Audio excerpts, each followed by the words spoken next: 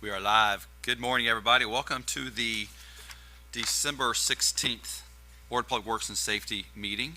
We're streaming live on City Madison YouTube channel and also archiving the meeting there for those who would like to view it later.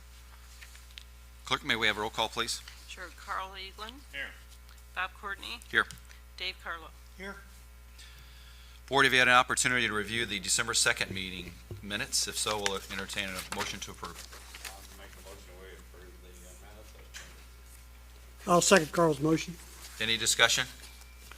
Hearing none, all in favor, please say aye. Aye. Any opposed? Thank you. Let's go through claims. Mayor, had the opportunity to review the claims this morning. I'll make a motion that the claims for the general and the payroll be approved as submitted. I'll second David's motion. Any discussion? All in favor, please say aye. Aye. Aye. Any opposed? Thank you.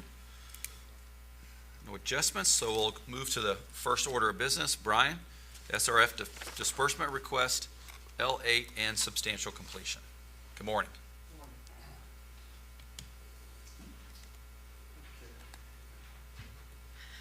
The first thing I'll go over is the SRF request.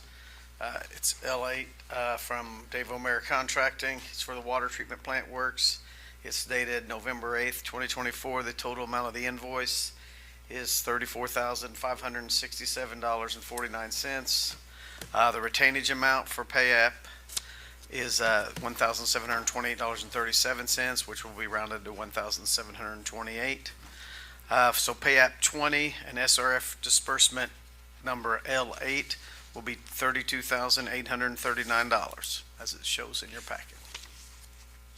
And that's the only one for this round.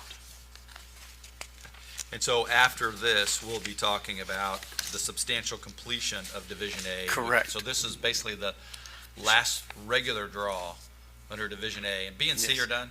Or B and C finished? Have they? C is finished. B, we're still working on the On the million-gallon tower. tank, which was kind of an extra thing Okay. that we had to do some repair work.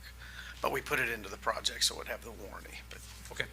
All right, then I move we approve the request L8 in the amount of $32,839.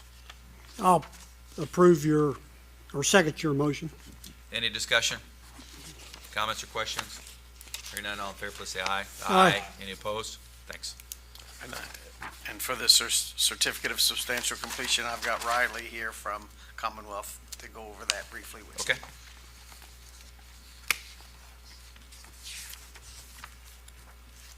Good evening. So attached, we have a certificate of substantial completion. We are advising that Division A is substantially complete, so the project is at a point at which it can operate and can be released from the contractor. The only remaining items are punch list items, which is summarized in the attached punch list. For each of those items, a value is assigned, and based on completion of these items, the contractor would be due a part of their retainage. At the bottom are a few items that withhold full retainage, which they were required to be completed until they can actually get any partial retainage release provided. A few of these full retainage items have not been completed, so we can't do any partial retainage releases yet, but Dave O'Meara has been addressing the punch list and working with Jay and partially with Brian to actually address some of these items, and a good majority of them are already completed. The only full retainage item that is still outstanding are O&M manuals, which I have engaged with Leon of Dave O'Meara to address. But as it stands, they're approximately 92% complete with the actual punch list itself already. You're saying they're 92% complete of the remaining punch list items? They're with- 92% of this current punch list is already completed. Okay. It's because I had a question on that, and that was just trying to figure out how much retainage do we have. I think we have enough retainage to cover all the punch list items. Or what- Yes. So if you could walk through that, because I'm looking at the AIA document, and it's showing there's $229,601.93 left to pay, including retainage, but the punch list items add up to $299. So was part of this inclusive of the punch list item? You're saying that the punch list items add up to $299? I'm looking at page 3. Oh, I'm sorry, I'm looking at a change order. Hold on here.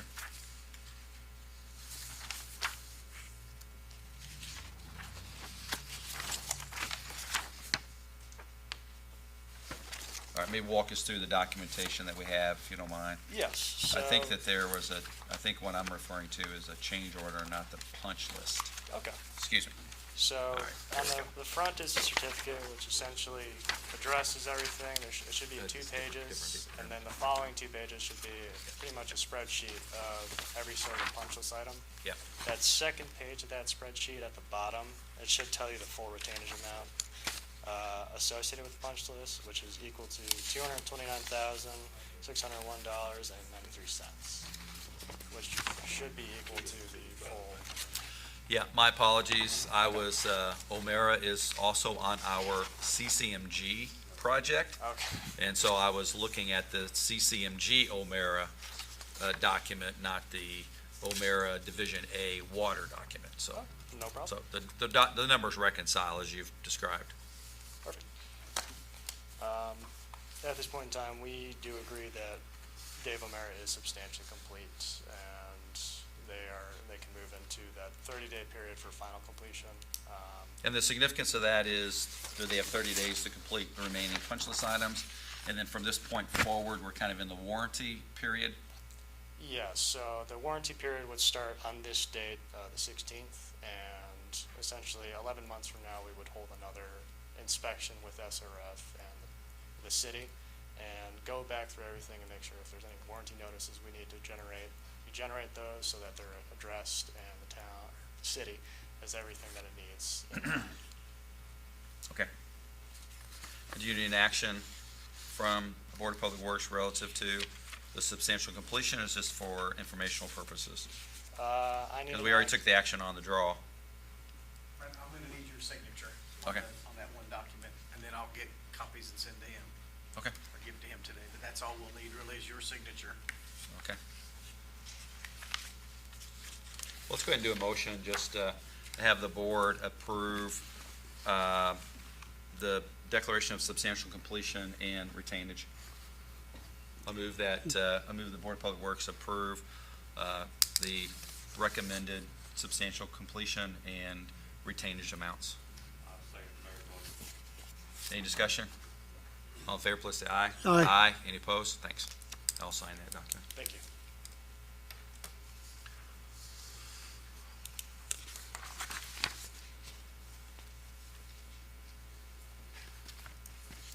All right, moving on. Next item of business is Commonwealth Flood Mitigation Stormwater Master Plan Amendment Number 1.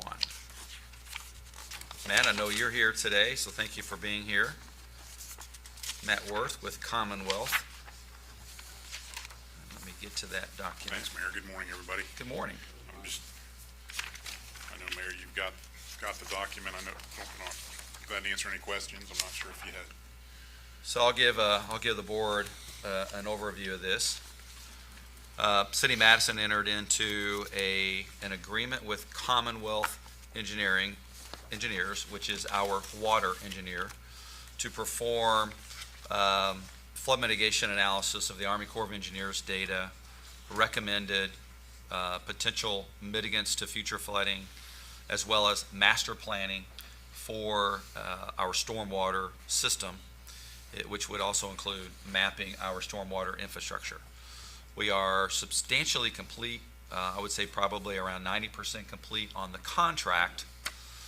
And now what we're going to do is propose entering into an amendment that adds additional scope of work to be funded by remaining amounts in the appropriated ARPA funding, which is around $95,000, and expanding the scope to now go from more of a analytical to the execution side of things. So we have quite a few options to explore with regards to the Crooked Creek watershed and the chronic flooding that we've experienced down there. And we'll be working with Commonwealth over the next several months to evaluate some of the recommendations out of the plan, and then also formulate a final public presentation and a final plan for the flood mitigation. These are what I would consider kind of baby steps. There are some low-hanging fruit with things that we can do in the watershed itself. And then there is a multi-million dollar options, I should say, with regards to changing that channel and reducing the risk of flood in that watershed in the future. That's going to take a lot more planning and funding. We're talking from the ranges there between 15 and probably around 30 or 40 million dollars to deal with that chronic flooding. So the expanded scope here is to get us through a few of the lesser expensive options, and one of those includes early warning detection. We currently do not have any equipment monitoring that watershed for high precipitation event. And anyway, there's some things that are recommended in the actual plan to implement, and that's what this contract scope is expanded to accommodate. So I would move that we increase the scope of the contract with Commonwealth Engineers in Amendment 1, and that would add $95,934.17 to the contract, making the total contract $261,734 $17.17. This is to assist with the implementation of the recommendations from the Phase 1 immediate action items, inclusive of backflow prevention, early warning detection, dredging, and storage site selection as shown in the table below. The effective date, owner engineer agreement, February 5th, we're going back to the original date when everything started. Started, yeah. Yeah. Correct.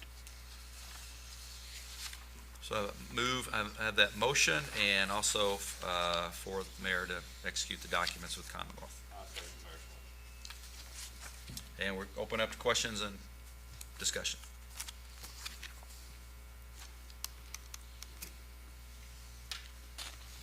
Any comments or questions? Hearing none. All in favor, please say aye. Aye. Any opposed? Thank you. Thank you, Mayor. Work Appreciate with it. you on this. Thanks, We'll get guys. this to you today. That's fine. Thank you.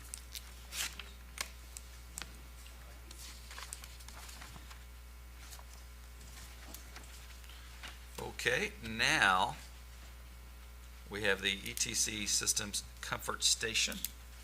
I don't know what, let's see here. Scott here. Can I see that report? Is that, where is it?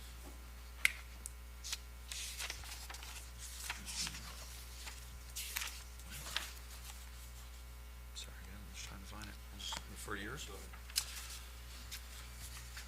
This is a contract for $25,000 to furnish all materials, equipment, and labor subject to any exclusions listed below by ETC Systems for the comfort station upgrades, electrical upgrades.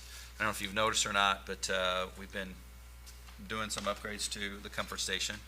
We received a grant from the Jefferson County Board of Tourism earlier this year. This $25,000 will contribute to that project, and then there'll be another phase which will actually be funding the the improvements in the actual bathroom part of the comfort station. The comfort station, is expanding its use to be multi-purpose and also a weekend visitor center. It's staffed by VMI, so we greet a lot of visitors who are downtown for different events. This $25,000, just like with the Commonwealth agreement, is paid for out of the ARPA monies that had been appropriated for speeding the recovery of tourism. We've paid a small portion towards the comfort station, and then this contract here would take care of the balance. Mayor, all the improvements to the comfort station, interior and exterior, there will no addition building onto the comfort station. Is that correct? No, Other than what you saw last year where we did all the exterior site improvements with the parking lot, the sidewalks, the lighting, the directional signage. So we've invested a lot of recent monies into completing the comfort station. That was on the exterior. This is interior. So we'll be, once the weather warms up, we'll be doing painting on the exterior too. But it's cleaned up way better than it had been. And then we also segregated the access points, so you can have access to the restrooms, and then the other area is really the lobby area for when we are staffing it for tourism. But the main look of the retro look for the filling station will stay basically the same. Just like it was when you were in high school, Carl. Exactly, that's what I want. 19 cents a gallon gas. Yeah. I like to have that too. Good luck with that. Carl, what was the name of the gas station that was there? I don't know, I wouldn't know. What? I totally thought you would know that. Detmers, wasn't Detmers was the last I I remember. thought so- Sinclair was the name of the it? Sinclair, station. Detmer, Sinclair. Detmer Sinclair. Dover Detmer, yeah. I'll make a motion that we approve the proposal for ETC Systems electrical contracts. Second David. Any discussion, comments, or questions? Hearing none, all in favor, please say aye. Aye. Aye. Any opposed? Thank you. Deputy McGee, Madison CCMG change orders number 2 and 3 with Omara.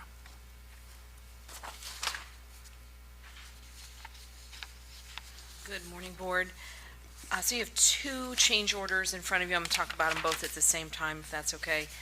This is basically cleanup from the CCMG project, which is now complete, except for a few items on a punch list, some which may have to wait until in the spring, and they've committed to doing those for us. But in order to clean up the paperwork, so that we can submit for closeout, we have 2 change orders. One is a negative amount of $271,918 of items that were deducted and removing certain parts of the project. The third and final one is a positive change order for $299,458. So it's a net increase, I think, of around $27,000. Mandy, thank you. So what we have here, 2 change orders, one a negative amount, one positive amount, and the net is a little less than $20,000, probably $22,000. You want to describe what was the deduction there, because this big deduction was because of one of the streets we chose not to pave. Yes. We just didn't have time to get it in this actual project. Correct. It's Craigmont Street we removed from this project. Part of it was timing. We were getting near the end of the period to get all of it. It was a big job. The entire project was a big job. So we were concerned about time. We were also concerned that as we started looking at Craigmont, there's a lot more work that needs to be done there than what we had in that application. We felt like it was better to pull it and apply with everything we needed in that segment so that we can fix some of the other things that are going on with that road and drainage, driveway approaches, ADA ramps, and that sort of thing. We'll do it correctly when we put it in another CCMG project. So that is the bulk of the deductions that you see on that change order 2. Was this the one that included kind of the follow-up from all of the resurfacing needed from our water project? So did this one have? No, that was Libs paving. That Well, was we did a lot. separate. We did a lot of resurfacing. Yeah, that was this year. CCMG-2. Okay. On the final, when we do go back, I think I've asked this question before, but the entire street will be milled down a couple inches and then a new Which street are you talking about? Clifty Drive. Oh, Oh, okay. This Clifty? isn't Clifty. Yeah, I know, but this. Oh, Yeah. I okay. had questions Okay. because it's a little rough up there right now. I had people Oh, yeah, ask me. they just put that in place for the winter, and they'll be back in the spring. That's just a temporary surface because of all the below surface work they were doing with regard to Yes. the sidewalk and storm drainage. Correct. So it all will be milled down and then repaved in the spring. Completely resurfaced, yes. Okay, thank you very much. 2025 is going to be a very busy year because we'll finish Clifty. Clifty already had the intersections improved. The north side sidewalks were already finished. The south side sidewalks were probably a little less than half done, but there was a lot of storm water in there. And then there's the resurfacing that'll come in behind that. So that's Clifty Drive. That's gonna be really busy. And then, in January, we will be applying for Madison's Main Street corridor. Yes. If you remember the master plan we presented, it's very extensive, but for CCMG, it will take care of, and in combination with the safety grants we received, improvements at the West Streets and Mulberry Streets intersections, east end traffic calming, and then we'll start the resurfacing for Main Street from Broadway to Mill. And then in 2026, we'll start Hanover Hill and down, back in towards Madison. Yes. So over the next 3 years, we'll have a lot of much-needed road work, but again, inconvenience because we have to update these roads. They're just damaged and outdated. But relative to this project, this will allow us to close out this CCMG project with Omera and apply for our new CCMG funding in January. Yes, we will qualify. Mindy, I have a couple questions, Yes, sir. kind of. Do you know if the stormwater work on Clifty Drive is complete on I the d- south side, or do you know? if I they're don't believe it is complete. They have run into a couple of issues, so we're I still. know we had a change order there for some asbestos It's there. water lines. Yes, so, There may be more of that as they go east on Yeah. Clifty yeah, Drive. they That's still what have to go we're all the way to praying for. Michigan, and we may find more of that. There's also a redesign of a head wall that's taking place right now. They have stopped working for the winter, Yeah. for the most part, so we're getting all that documentation done, and then they'll restart in the spring, but I don't believe they're done with stormwater. Okay. The next question, Mayor, can you just kind of describe a little bit these intersection improvements for Mulberry and West Street? What we can I'll expect? turn it over to the is- deputy mayor because she actually did the applications for them, which were really successful. So I would say that the three elements to talk about with the safety grant, Mindy, east end traffic calming, which we've talked about a lot and had a public meeting over, and then the two intersections, but go ahead. Yeah, so I think you're Good question. familiar with the east end changes, with traffic calming that matches what's coming off the bridge, matches what we did on the west end in terms of traffic flow. For the two intersection improvements, it will be, and by the way, that striping will come all the way down to Mulberry Street. So gets even a little bit into the general business district. But the two intersection improvements are at Main and West and Main at Mulberry. Especially at Main and West, one of our highest trafficked, by pedestrians and number of cars coming through that intersection on a daily basis. It's a dangerous intersection. So what we'll be doing at both of those intersections is getting new modern traffic signals.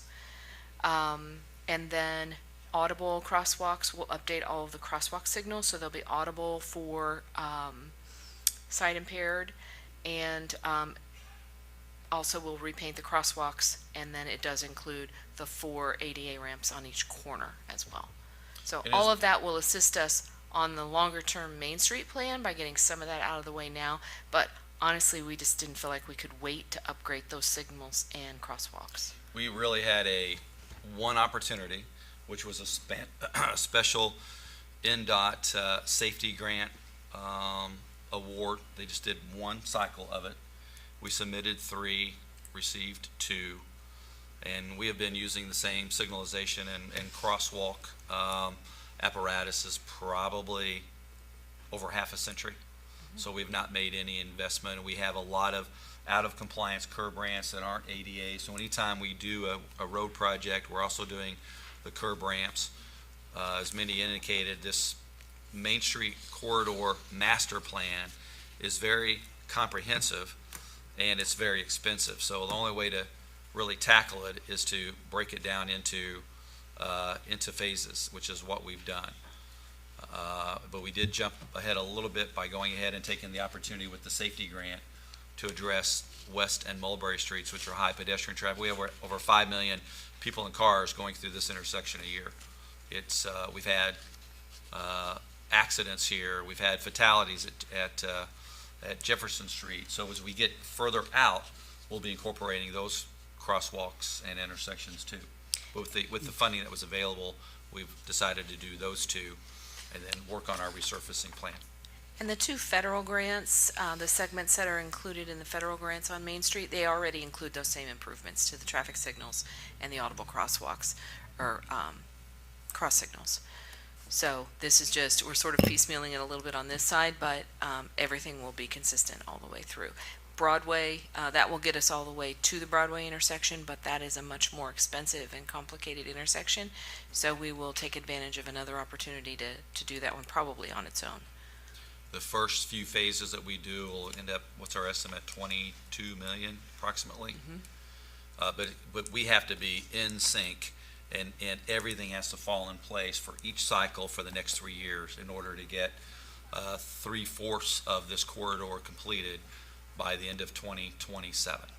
We also have an opportunity to take advantage of some additional funding in CCMG, which is why the decision was made to focus that CCMG application on Main Street.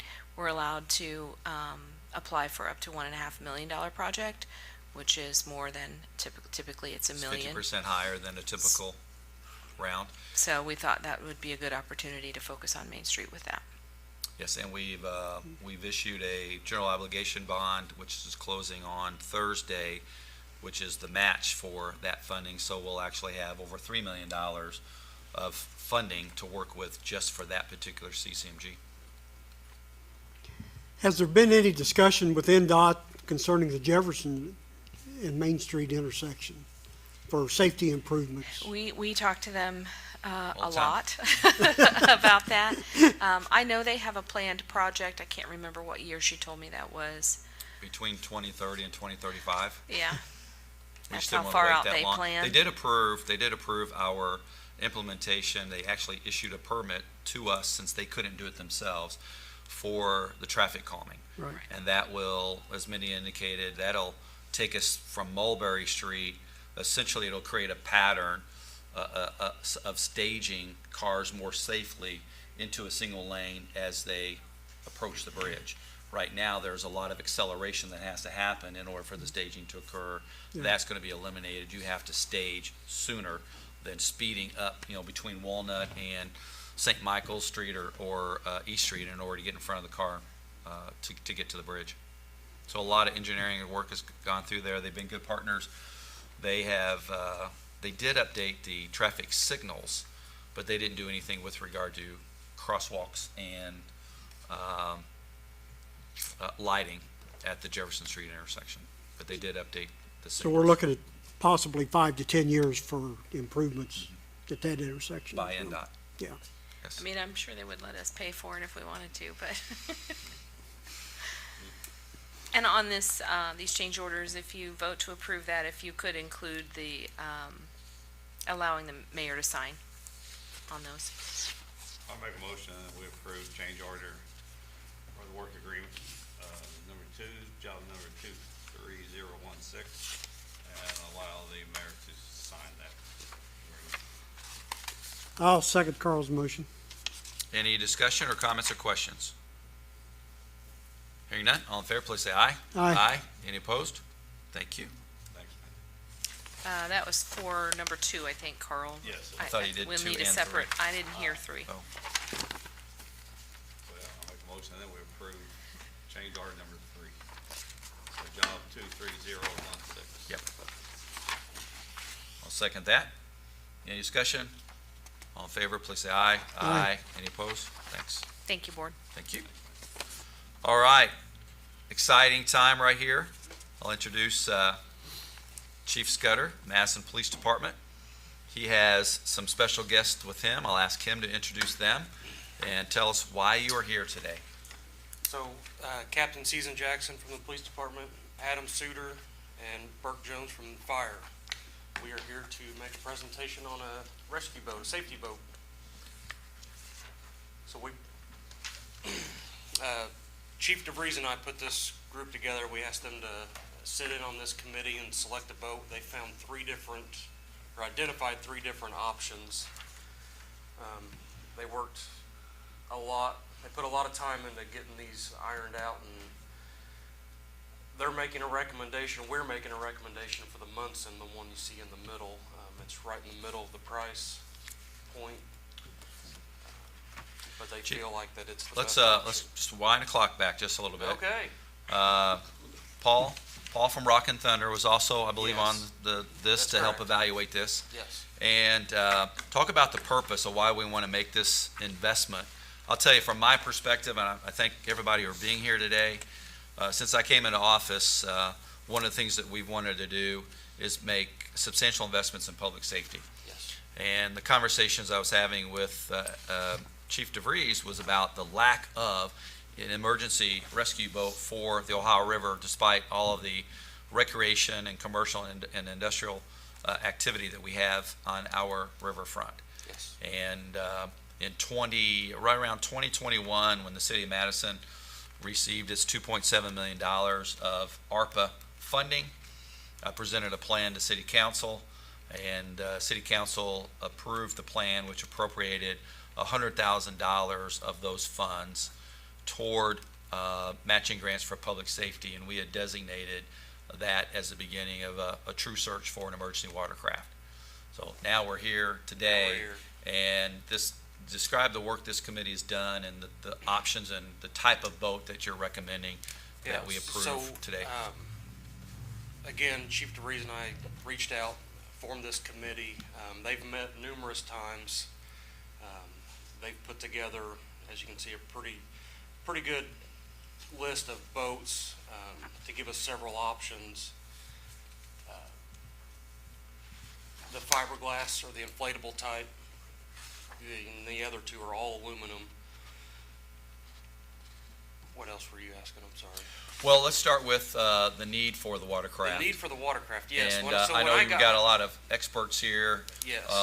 and I'm in the middle of two expert firefighters who are first responders When I too. was hired 12 years ago, my mind was blown that we didn't have any sort of a watercraft for this river. We constantly rely on typically Milton, Kentucky Fire Department anytime we need a water rescue, which is typically several times a year that we'll get somebody to jump off the bridge, or we'll have a boat fire, or a dead boat on the water. So there's definitely a need. And then also with all the events we have, the regatta, the 5 on the 5, typically there's a lot of boats come in for Riverfest and just different events. And having this is gonna just make our capabilities so much better. Making the right investment for emergency response is important.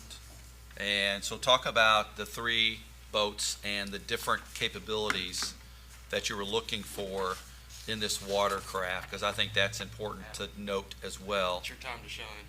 All right. I don't claim to be a boat expert. I don't know a lot about boats. That's why we put the committee together.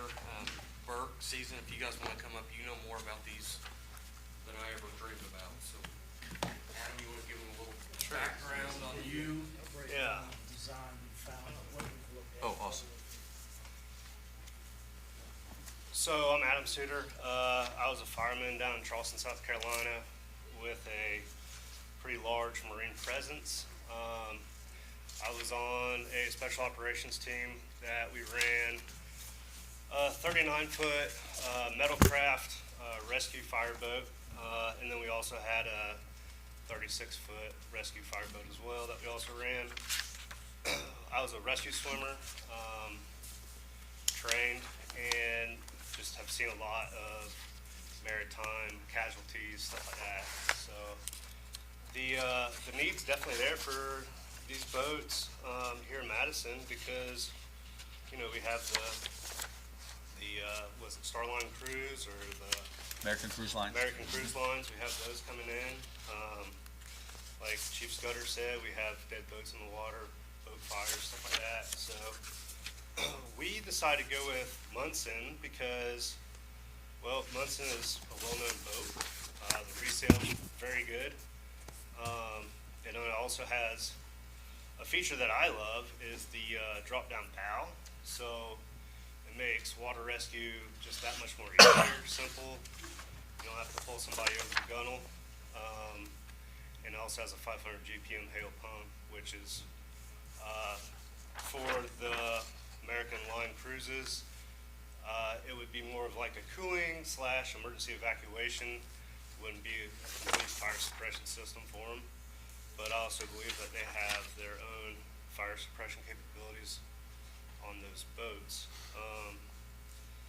The Munson also, with it being a aluminum hull, we are able to, you know, if we were to say hit a log or something in the river, we're able to patch it very easily versus fiberglass. The wheelhouse would be a T-top. That's pretty much all we need. We don't need a cabin. I wanted to focus mainly on the electronics of,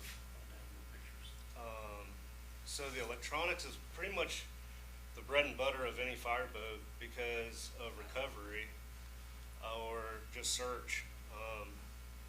The electronics that we went with were, let's see here, I had changed from a Garmin GPS map to, I believe, a Ray Moran with a FLIR.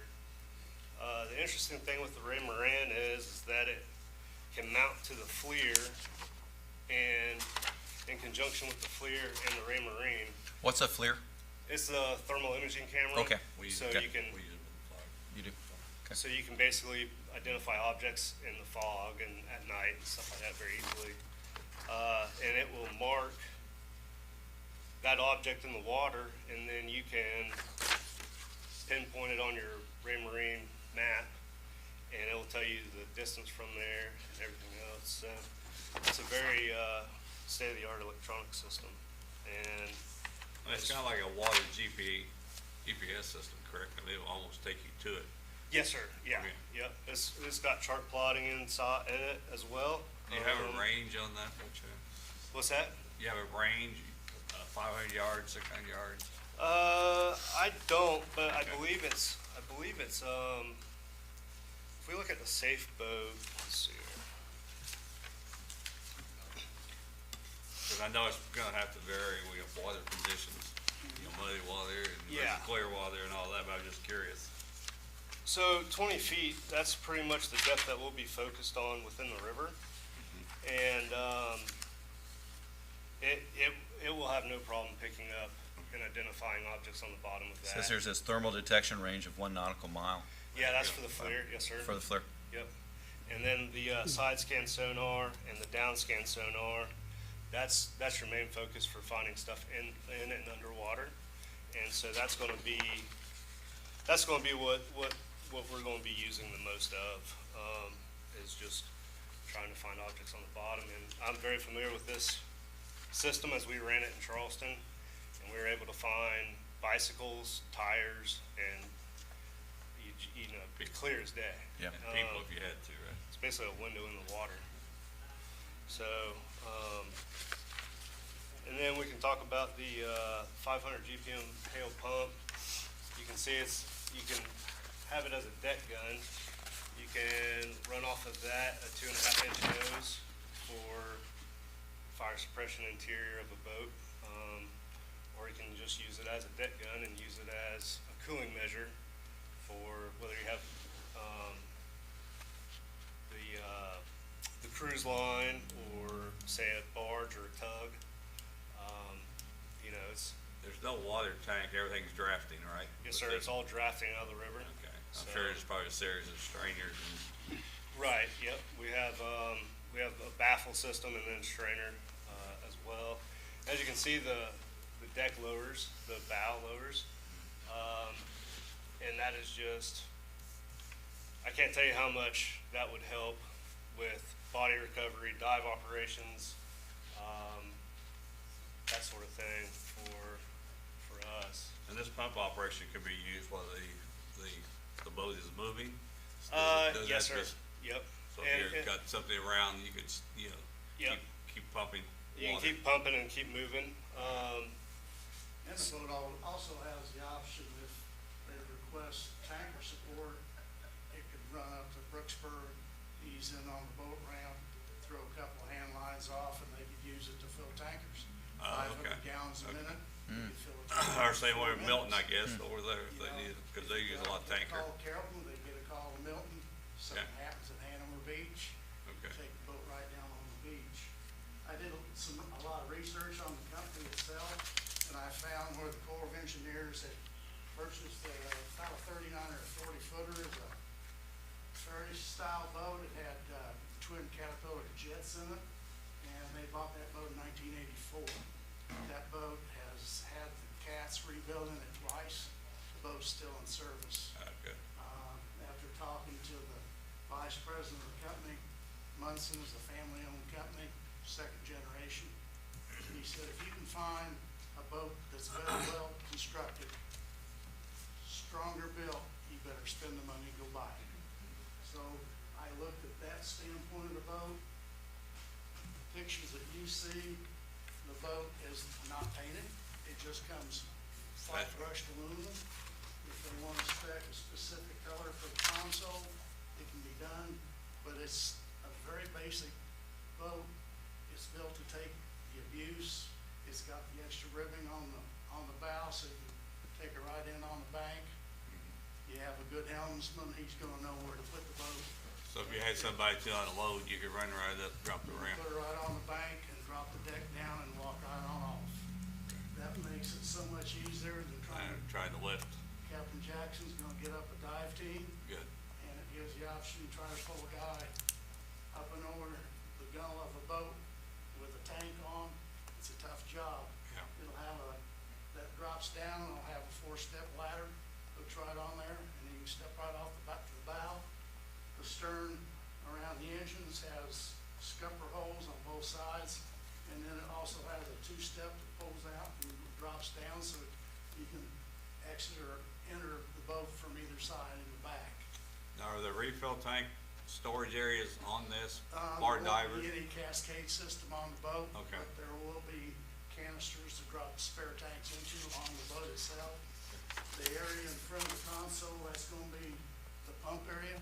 Okay. And then the boat carries a 50-gallon fuel tank, and we figure it'll have twin 150 Mercuries. All right. So we figure that size tank, if we have to run below 18 Mile Island, we'll have no problem with fuel going back. And if we have to run to Markland, we won't have any problem with fuel to get through and get back.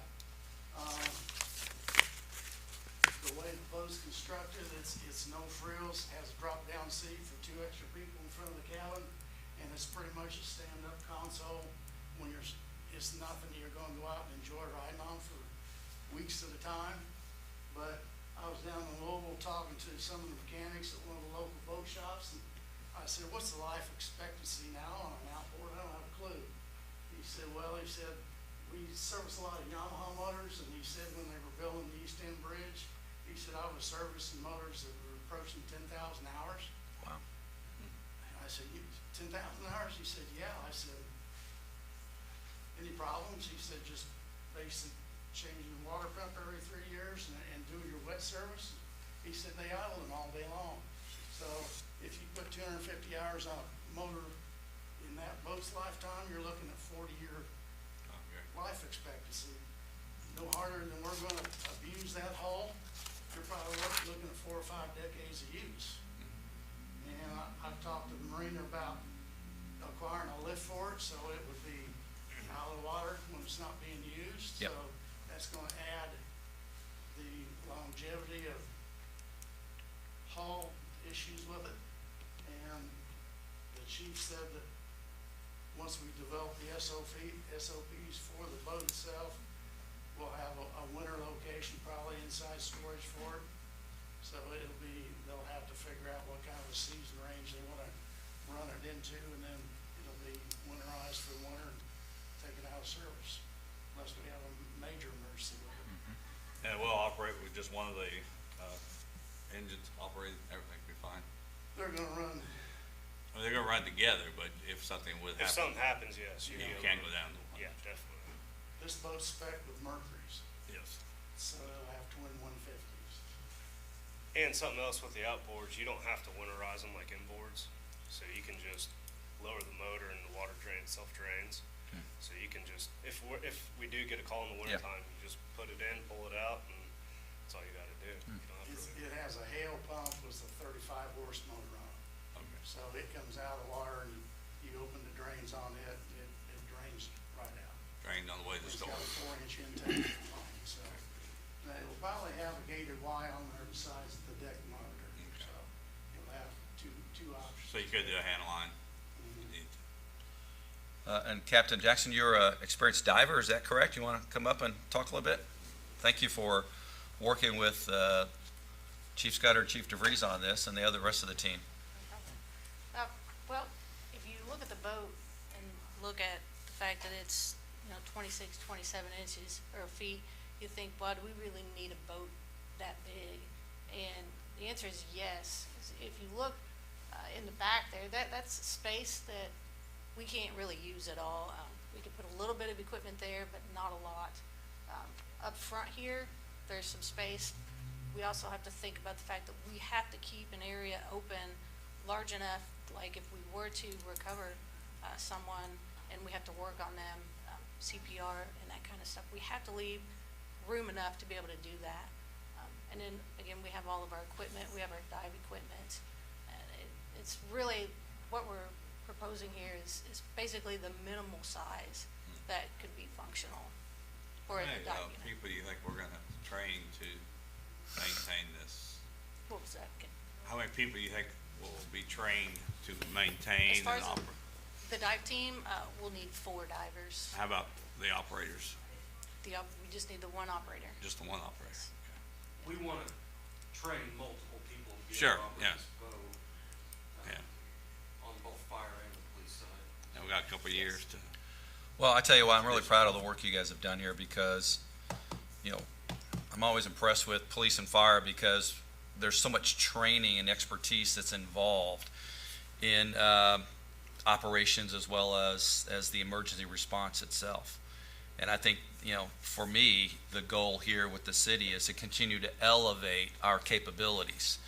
It's not to hope that we don't have an emergency of some sort that we're unprepared for or incapable of. And I can tell you, we talked just a few minutes ago about flood mitigation. Hoping that it doesn't rain much isn't a strategy. And so we've spent the last 2 years constantly planning on what we can do to make the right level of investment to help minimize the risk of flooding like that again. And this is exactly what emergency preparedness is, and that is being prepared, anticipating what types of emergencies you can have, and then making the right investment in equipment and training and staff in order to do it. And if we're fortunate, you'll never have to actually put it in action to put out another fire or rescue someone from the water or do the things that we've experienced if you're fortunate, but you have to be ready to do it. And I think that's why this investment is important for the city to make, it's all about continued preparation. On the financing side, I'll just mention, we have $100,000 set aside, appropriated already, and the structure of the contract is in here. The $100,000 would go toward a deposit and the first installment, which would be due at 30%. And then there would be 2 other payments due over, Chief, did you say about 2 years is what it takes to actually manufacture this? Delivery time, lead time on this is like 18 to 24 months. So I've reached back out to them to try to get dates on like when the 30% and the 40% and then the final would be due, so we have a better idea when we need to have that money. And the plan here is to, apply for grants to help, Yes. there are safety grants available that can help Yes. offset the remaining costs of this.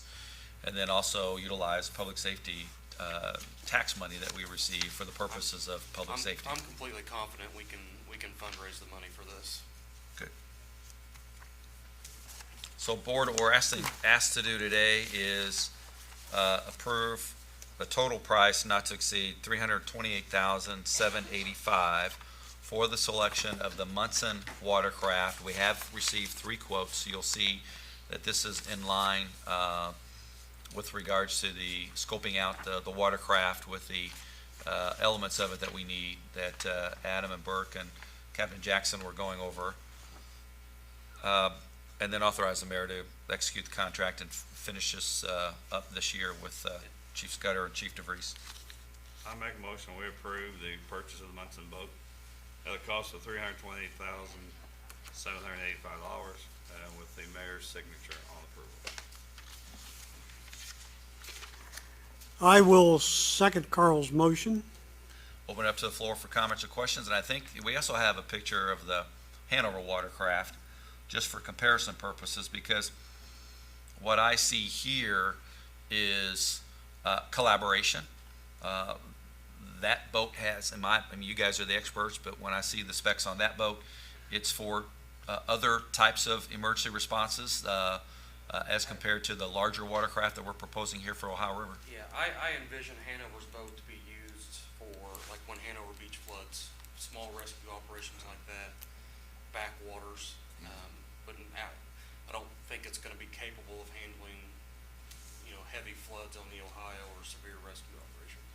The two boats can work in conjunction with one another. The Absolutely. city of Madison has mutual aid agreements, I believe, with all the other fire departments. And so I do see that the investment that the city and the county are making will go hand in hand to protect our community in a better way and assist each other. Any Well- other comments or questions? Yes. Yeah, looking into this, a couple of my concerns was to have a craft that was durable, that was Ohio River capable. Yes. Like you said, I think we need a different type of boat for river operations than we do for, say, Monroe Reservoir, or Hardy Lake or Right. something, yeah, Hardy Lake or something And like that. I you know. think this all aluminum construction is 100% the way to go, because And another concern was not only having the craft available, which it amazes me that we've went this long without having water rescue on a city our size. At the port of Madison. Yes. We are a port. And with the river traffic that we have coming through here. But it's not only having the boat, but having the personnel to operate it.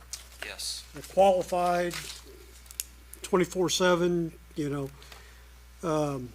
just to make sure that we have, and have it we're fully already staffed. we're already taking steps to get people certified. Captain Jackson went down with the Jeffersonville PD, was that a few months ago, and took a boat operators class with them.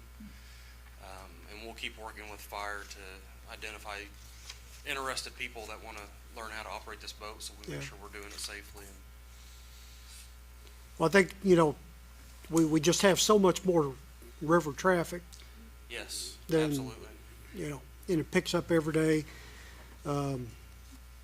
Like I said, I just, it's amazing that we just haven't had anything.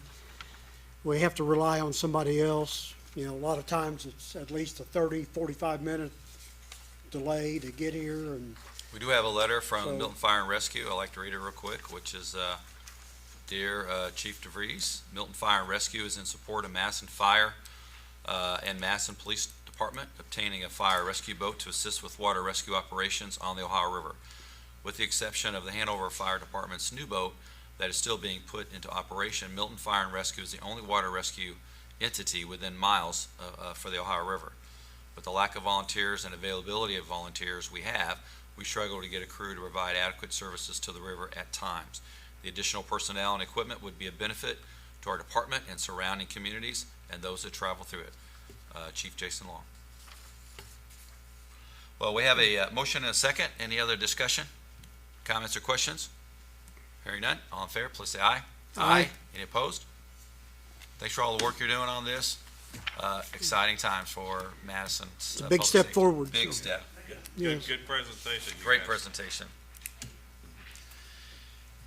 And Chief Scudder is not done spending money yet. I mean, not done presenting yet. Proposals to spend money. A lot of work goes into the public safety. You see them out and about responding. But what you don't see is all the work that Chief Scudder and Chief DeVries and our command staffs putting into planning. So, in furtherance of the goal of planning and more investment in public safety, Chief Scudder would like to make a presentation with regards to updated equipment for MPD.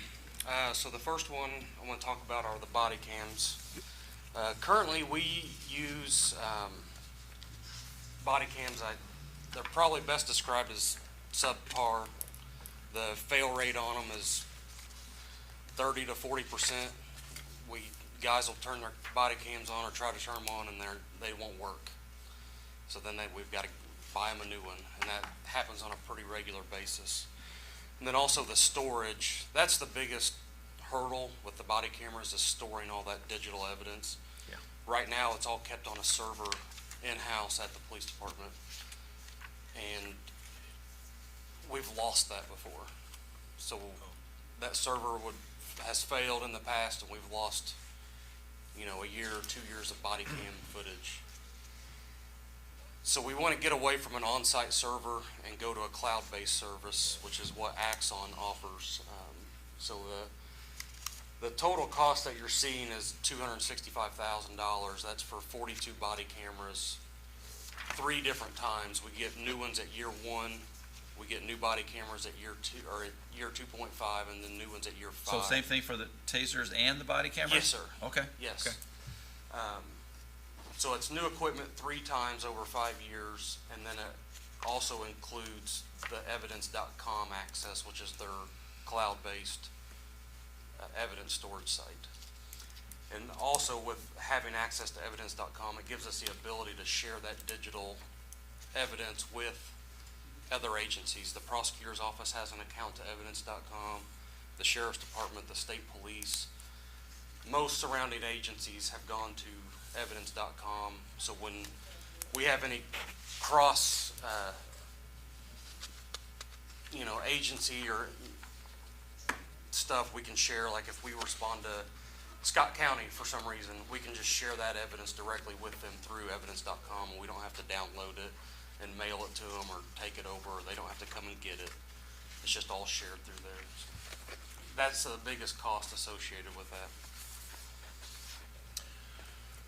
We, during our budget workshop this year, we focused a lot on what the investment needs were for MPD and have a specific line item through our budget for this and the terms. You may want to go over the terms, or maybe, do you have any questions on body cams? We'll talk about tasers and then the terms for both. Is that Yeah. okay?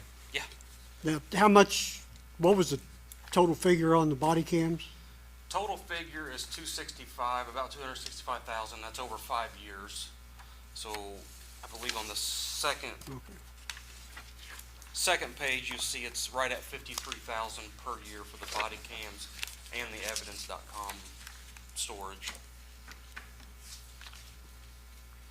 Now, once it's engaged and used, the information that you have on your body cam, it cannot be taken, it cannot be removed without password You mean clearance. like actual footage? Right. Right. There will only be certain people inside the department that have access to the body cam footage. Okay.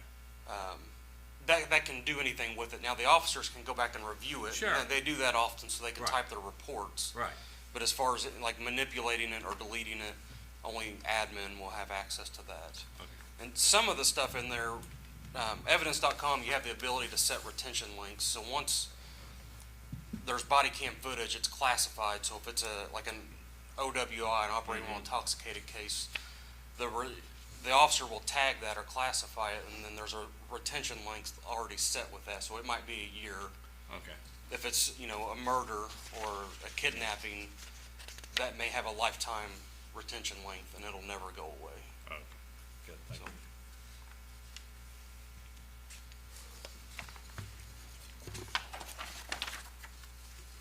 Can you talk a little bit about the functionality of the camera itself? Does it auto start, for example, or does it still require, manual intervention in order to turn it on? And maybe talk about what our SOP requires. the SOP on that. requires officers to turn it on anytime that evidence may be gathered. So almost every interaction with the public, the body cam should be on. The way they are currently, and the way these will be set up, is it will still be the tap of a button, which are easier than the ones we have currently, which have to be 2 perfectly timed taps. ... Okay. These are much simpler to operate. What we're finding is in like high stress situations or where they need to react quickly, it's often hard to time both those taps and still concentrate on the task. So these will be much easier to operate. There are, and it's not built into this quote, there are capabilities where turn their emergency lights on in their vehicle, or they draw their gun or their taser, that it could kick the body cam on. But that's just extra cost. So we didn't have that quoted in here. We did originally, and the quote was substantially higher than what it is. So we kind of paired some stuff off. So all of them will be a manual start then. It'll be a manual start, long story short, yeah. This company, Avon Enterprise, Axon. Axon. Axon. what is it? Axon. Oh, okay, Exxon. I guess you've researched the company, it's got a 5-star rating, or? Yeah, what they're they come highly recommended? they're kind of the gold standard. Everybody's that's not with Axon is headed that direction. They actually own Taser, and we'll get into the Tasers here in a minute. But they've acquired Taser, but they're kind of leading the field in police technology. So. Have you discussed with any other agency that does business with this company? Yeah, I actually sat down with the sheriff's department. They went with Axon about a year and a half ago, and I wanted to see how it operated. And I sat down with the chief deputy up there, and she walked me through how the body cams work and the evidence.com, and it's so much simpler than what we have now, and I think it's going to save the officers a lot of time. Okay.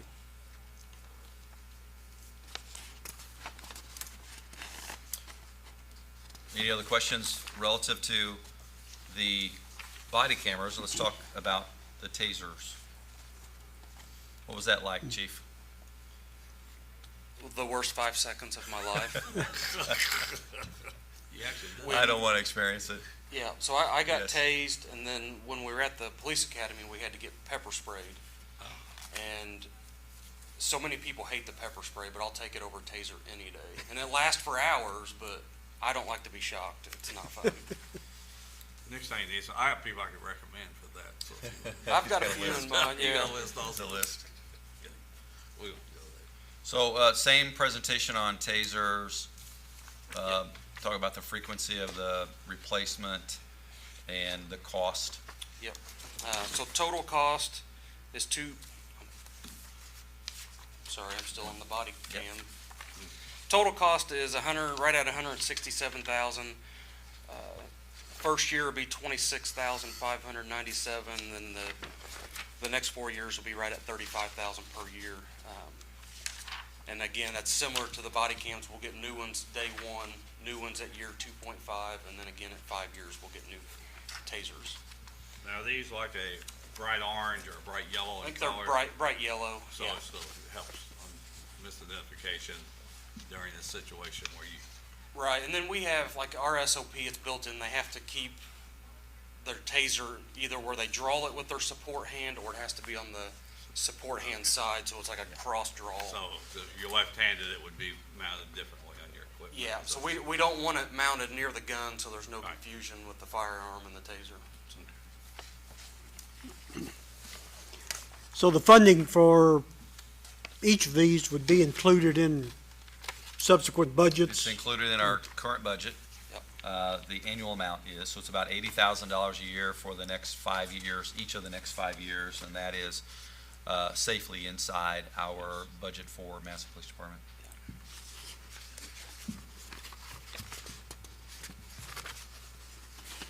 Again, another investment in proper equipment. Have we updated the vests? Did we do that previously? The body armor, Yes. those have a 5-year lifespan, and we rotate every year. It's normally, about a fifth of the department will age out, and we'll have to buy new ones. So we're buying some every year, just not the whole department. What do you one think the whack. estimate is on what it costs to fit an officer for duty? New uniforms and body armor, probably getting close to $5,000. $5,000. That Well, we have to includes a- continue making that investment because I think it's probably misunderstood. I mean, the body armor doesn't have an indefinite life on it either. No. Did that figure include like the service revolver, the baton, cuffs? Yeah, and I'm just giving an estimate. I'd have to sit down and look through our last one. But yeah, gun, taser, body armor. With those three, you're probably getting close to $3,000. And then you buy a couple pairs of uniforms and boots and a jacket. I'd say you're the $5,000 to $6,000 mark. Yeah. Times the number of people in the department. Right? Yeah. It's a lot. You wanna do these separately or together? I'm okay doing them together. I'll move that we approve Chief Scudder's recommendations for both the tasers and body cameras with Axon Enterprises, and authorize the mayor to sign the contracts. I'll second your motion. Any discussion, comments, or questions? Good presentation, Chief. All in favor, please say aye. Aye. Any opposed? Good job. Good job. Thanks, Thank you all Chief. very much. Thank you, Chief. Continuing our agenda full of investments, let's go to PACE. So we've invested in our water infrastructure, invested in our flood mitigation, invested in for tourism with the comfort station, approved investments in our roads, large investment for a new watercraft, first of the cities, I believe. And now investment with MPD and moving on to blight and blight elimination, historic preservation. Brenda, thank you for being here. What a great agenda. What you got for us? Okay, so, let me make sure I have the right order here. What's that? The Carl. Okay, The Carlo. A Carl boat. The Okay, Carl that sounds boat. good. so our first one is a bit of a unique circumstance. This is the one that we heard last meeting. Julie Brown was previously denied the last meeting for a full second half payment. She has worked out an agreement with the city to complete 75% of the remaining exterior work, which is equal to 3 sides, doors, and windows, complete by June 30th, 2025, in exchange for 75% of the remaining funds, which equals $9,375. It's a good compromise. So the concern here was funding enough to complete the balance of the exterior construction that we wanted, including painting. I don't think she'll be painting, she will be putting siding on instead. Siding. What is it? Is she using like an LP smart siding? I believe so. Normally has to be painted. I think the one that she has, Oh, sorry, I pre-painted? believe so. Okay. Good. Okay. I think it's a good compromise. I appreciate her working with us. This is going to be a transformational project. If you were by there now, you'll see that that's pretty much already been rebuilt, and it's surrounded with a house wrap tucked in for the winter, and then when the weather warms up in the spring, she'll continue to work on the exterior improvements that were important to us for our PACE program. Let's Still got back. see here. What do we have next? Is that the only one for? That's the only partial final that we have. Okay, I think we can do them in a batch if that's okay Yeah. with you guys. All right. So that's the house right Okay, now. so you can see already that it's already tremendously improved, but unfinished. And when she does the scope of work that we'd ask her to do, and I appreciate her agreeing to do it, it's going to look remarkable in that area. We've spent an enormous amount of money down there restoring Gaines Park, and of course that is just north of our Broadway fountain. A lot of preservation investments happening in that area. Okay. Mayor, I'd just like to make a comment that I don't know what happened here, but I'd like to see more cooperation and collaboration between the Historic Board and the PACE Committee so that we don't have a situation like this. My opinion, the purpose of the PACE grant is to improve the looks of the property, streetscape, and I think before someone should be eligible to receive their final payment, basically the exterior should be complete. You know, that's what we're striving for. So I'd like to see more cooperation between the PACE and the historic, and, you know, if they're applying through each board, then let's see some collaboration between those two boards so that we're all on the same page, so that we don't have a project like this come before us, you know. Yep. Everything will work toward So- connecting those pieces of the whole process. We need all three, the Board of Public Yes. Works, Historic District Board of Review, PACE Committee, all four when you count the investor property owner, and we'll get better at it. Okay, then we have a couple of extensions. But before that, we have a recommendation. So this is a recommendation from me to adjust the scope of this project, 745 West Third. This, Okay, can we go back one? So do we only have one final, or do we have more than one this final? is a partial final. We have one final, but that's at the end. Okay, all right. Let's do you wanna change the let's order? do the finals Okay. together. Okay. So that's at the very end. We want to do the final payments together approval, since we're going to do one batch. That way, Are you counting the partial final as a final though? I'm okay with doing the partial final, and you said there was one other payment. I want to do the money side of things, Okay. because I think here you're talking about a scope adjustment, but no money. That's not Right. on our list. We don't have 745. Yeah. That's is that an extension? We have four No. extensions and one final. Okay, well, let's do the money part first. Yes, okay. So that's at the end, yes. Sorry. Okay, so this is Terry Jenkins' place. She's requesting the full second half payment for her property at 705 Walnut Street. All work has been completed, including securing the door, the porch opening, the entry access, demolition of the rear addition, tuck pointing, painting, refurbishment of the front door, and the replacement of doors, windows, and transom Okay, glass. wait for it, guys. Now, watch, now, there you It go. looks good. Drive down Walnut Street, and it's undeniable, all the improvement that's happening down there. And more. I was down there this weekend, and there's another property under restoration. I will also say, when you drive by, if you notice that the side window next to the door is gone, that was busted, and she is replacing it. Okay. So the work, it's no longer an unsafe structure, is that correct? Correct. So the unsafe structure elements have been abated, and the property's been stabilized, and the facade has been painted to add an addition to the Walnut Street elevations you were just talking about. That's a great outcome. And there's more to do on that property. I know that recently we approved the final installment for the Cornerstone property next door, and I have to say, it looks unfinished because they still have a construction fence around it, there's no sidewalk, it's not been painted.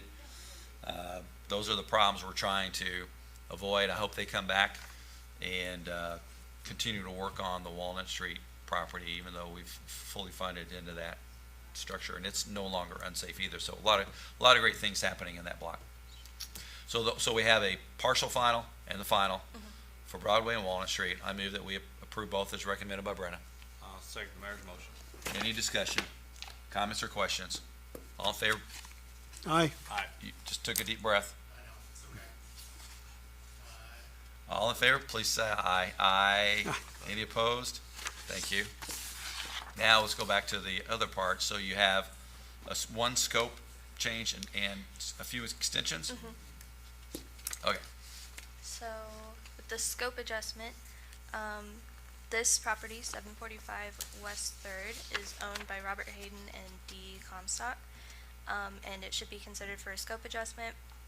They were, this is a before picture. I don't have any pictures in color that show it now.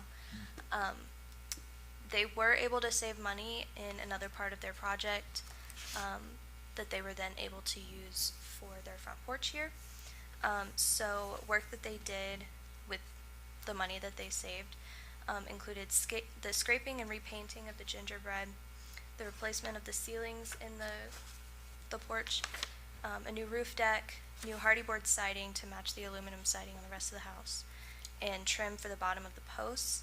They are not requesting any more money. but rather that the scope of their project can be adjusted to include the work that was done on the porch.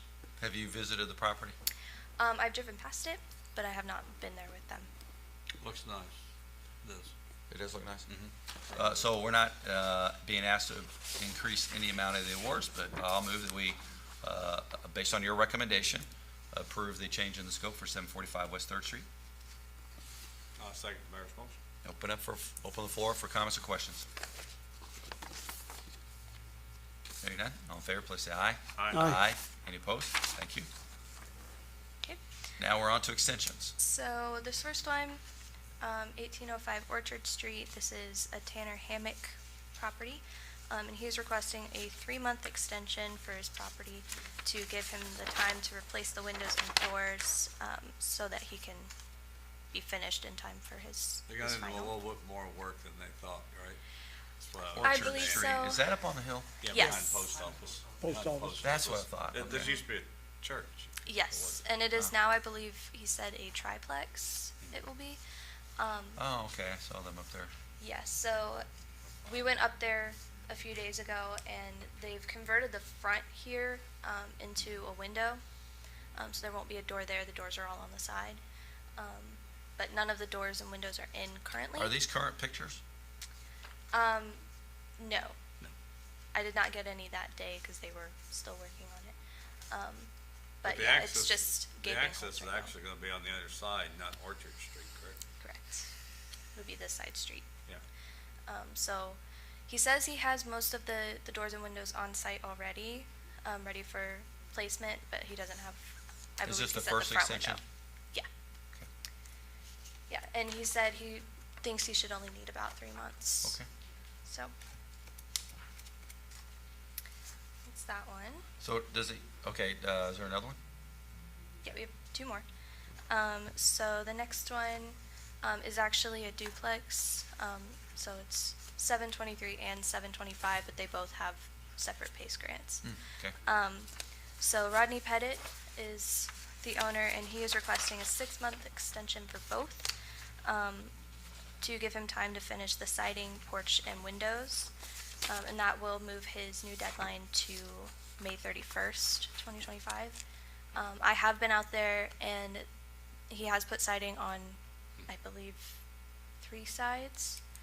You had to replace the entire roof on this structure. If you, I mean, this is like a complete reconstruction, so I appreciate all the work he's done Brand new. on this. It's a huge job, but making a big difference on West Third. Is this the house next to the Garber House? Yeah. Yeah. Big improvement. Any other extensions? I believe that was it. I make a motion, we approve the extensions for 623 Walnut, 1805 Orchard, 723 West Third, and 725 West Third. Just to correct your motion, 623 Broadway. 623 Broadway. Yep, there we go.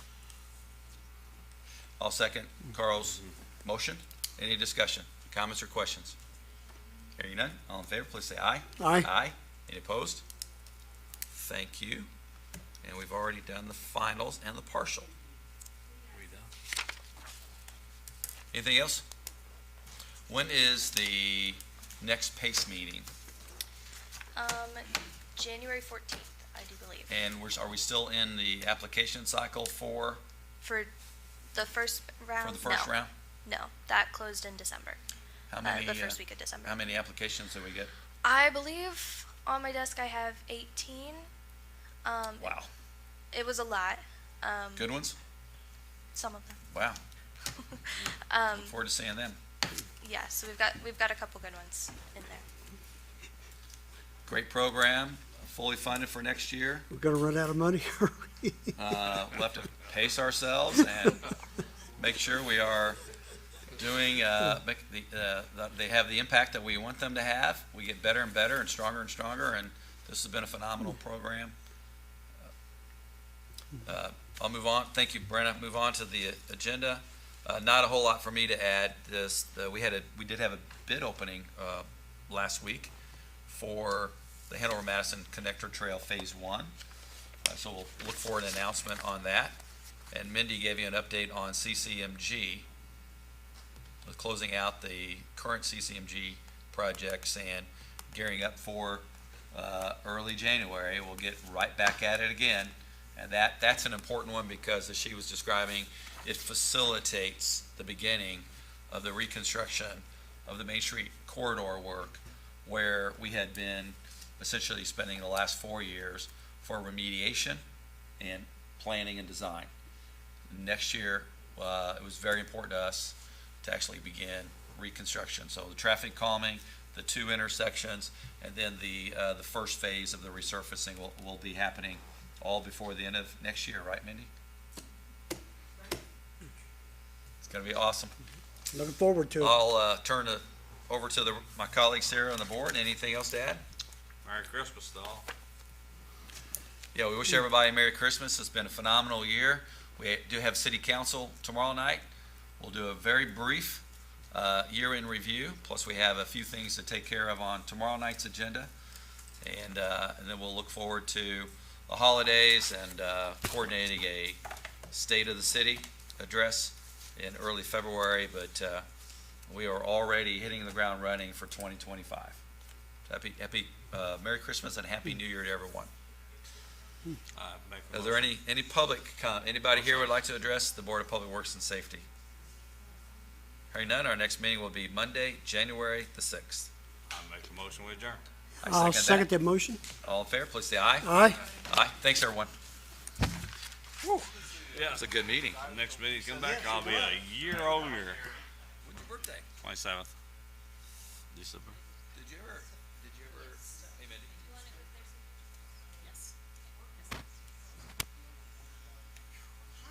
How are you?